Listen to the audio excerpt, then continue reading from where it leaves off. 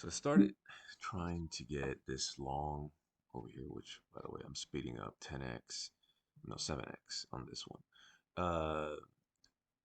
It was I believe it was a break of 10 MA at this moment. Yeah, break of 10 MA long, and it didn't trigger. I got very close to triggering, and just never happened.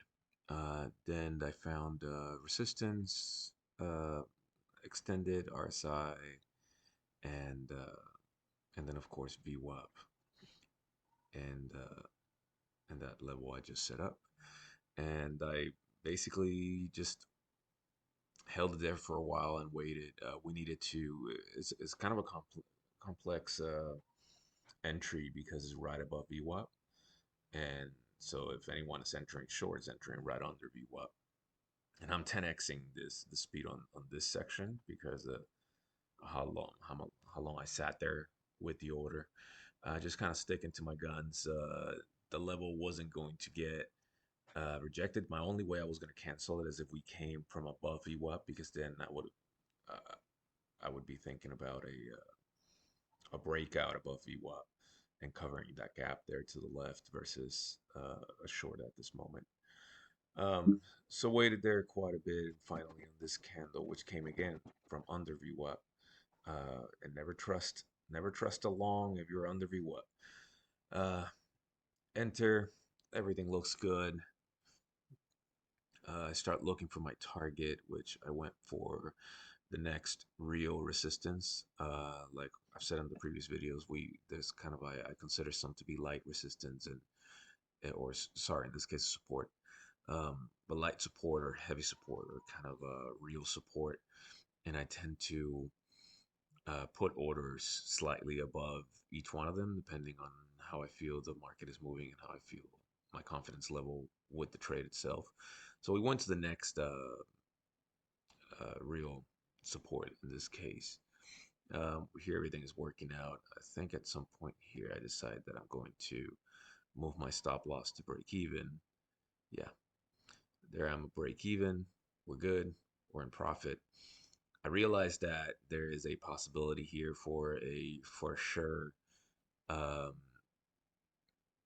ad, and I take it. Now, what I didn't expect is for this to completely bounce right after that for sure ad. Um, which wasn't so for sure at all. And here we sit. I didn't want to move. That was a max stop there, which later on I realized that it was only on their one mini and that we were holding two. So it would have been kind of interesting. And we stopped, and we stopped only one mini at that moment and then kept on going up. But yeah, I stuck to stuck to my guns here and just kind of waited it out. I was open and okay to the max loss day at that moment. And then here I start realizing also that 10MA has now moved and we could easily bounce off 10MA in this situation. So I need to kind of adjust my target at least for one of the minis to avoid a bounce and be stuck with two minis again, another bounce, and obviously put in some profit, take a partial. But I mean, we do continue to test and get basically a hair away from my stop loss. And again, at this moment, I've made peace with a max loss day, and it is what it is. I obviously we wouldn't be in this trouble if we had taken and we have never added there at the bottom. So usually it's funny because I tend to add in situations where I feel extremely confident about the ad, and to have it bounce like this just complicates things when especially when you're expecting when you're correct on your analysis, and then your ad puts you in a situation where you cannot take any more drawdown. um, so it just it's a difficult situation there, because I was confident in it continuing to drop unless something crazy happened. But again, we can't take any more drawdown than the max which I think is 1,000 there set up. Which, by the way, if I wouldn't have had it, that would be my break even, and it surprisingly never hit.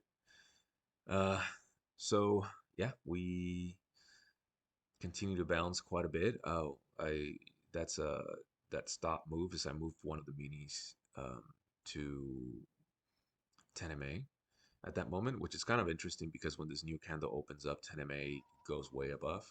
So then we break 10 MA, which makes me feel uh, better about holding this, keeping the original target in place because now we've broken 10 MA, and that's basically what you see there. Is obviously because I took 1 MA out, I my order goes into negative for the fact that it's counting only uh, that bottom entry instead of keeping them both.